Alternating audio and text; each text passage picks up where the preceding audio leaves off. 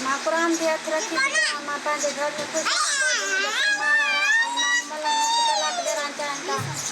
हाणे मां पंहिंजो तलाक न ॾींदमि। हाट में मीडिया कई हुई, हाणे बि मीडिया कयां थी त मां पंहिंजे घर में ख़ुशि आहियां। मलंग उनजी ज़ाल मुंहिंजा पीउ मां वारा इक़बाल पठान। असांजो इहो ई मुतालबो आहे त असांखे सुकून सां जीअण ॾिनो वञे। असांखे इंसाफ़ खपे। मुंहिंजा पीउ मां वारा मूंखे तलाक था ॾियारणु चाहिनि। मां नथी ॾियारायां, मां पंहिंजे घर में ख़ुशि आहियां। मुंहिंजा 3 बचा आहिनि, मां पंहिंजे 3 बचनि में ख़ुशि आहियां। मां वस वारनि खे अपील थी कयां, मुंहिंजो इंसाफ़ कयो वञे। मां पंहिंजे घर में ख़ुशि आहियां।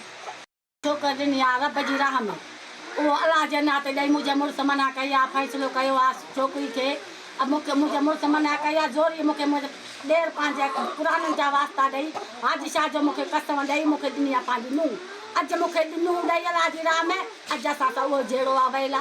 अलाह ख़ैरु करे, कुझु मुंहिंजे पुट खे थी वञे। मुंहिंजो त हिकिड़ो आहे न, मुंहिंजो पुटु जे कुझु खाई वञे त मूंखे नूंहुं त न कमु ईंदी न, या मुंहिंजो ॾेर मूंखे कमु ईंदो। अॼु अलाह जे नाते ॾेई असां त जहिड़ो राति ॾींहुं जो ज़ुल्म लॻो पियो आहे। हाणे उहो चवनि था त तुंहिंजो पुटु बि न अचे, न तुंहिंजा पोटा अचे, असांखे पंहिंजी इहो तव्हांजी नूंहुं ॾियो त भली इहो माइटनि में राति वञी रहे। असां ईअं त नथी छॾणु चाहियूं न, तूं पंहिंजी नूंहुं खे असां अकेली छॾ उमारो। उहो चवनि था त तुंहिंजी नूंहुं अकेली वञेसि, पोइ उहो तलाक ॾियणु चाहिनि था त भली बच्चा बि न हिननि जा घर अचे, सहुरनि ॾे न वञेसि, न हुनजा पुट बि वञेसि।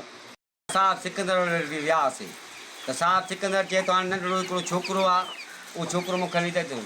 हाणे इहो छोकिरो चए ख़राबु रातूं 4 रातूं छोकिरी भले इक़बाल वटि वञी रहे। ॿिया ॿार जेके ॾेखारिया हाणे मीडिया ते अॻु में चए उहे भले न अचनि ऐं मुड़ुस बि न अचे। मां चवां त ॾिसनि सुभाणे मां मोकिलियां त इन जी दुश्मनी लॻी पई आहे। सुभाणे काई बि मसइलो मसाद करे जा इनखे कोई बि अहिड़ो बयानु ॾियराए ऐं असांजे ख़िलाफ़ु करे, मिसाल ॻाल्हि असांखे बयानु ॾियराइनि, जा मुंहिंजी नूंहं खे नुक़सानु पहुचाइनि, जा मुंहिंजे पुट खे नुक़सानु पहुचाइनि, त इन जो ज़िम्मेवारु केरु आहे? इन जो ज़िम्मेवारु त थियणु खपे न। मुंहिंजे पुट जी दवाऊं थी हलनि पियूं, दिलि जो मरीज़ आहे, उन दिलि जी पर्चियूं बि असां वटि पियूं न। डॉक्टर बि असां 10 चकर 40-50 हज़ार असां भरियो आहे उनजी दवा ते, पोइ बि इहे कोन था मुड़नि। पोइ बि चवंदा छोकिरी असां वटि अचे, छोकिरी अचे। भाउ जो बि चवणु आहे त छोकिरी अचे, छोकिरी बाबा छोकिरी तव्हां वटि वेठी त तव्हांजे ॻोठ में आहे न, ॾींहं राति तव्हां वेठा आहियो नी।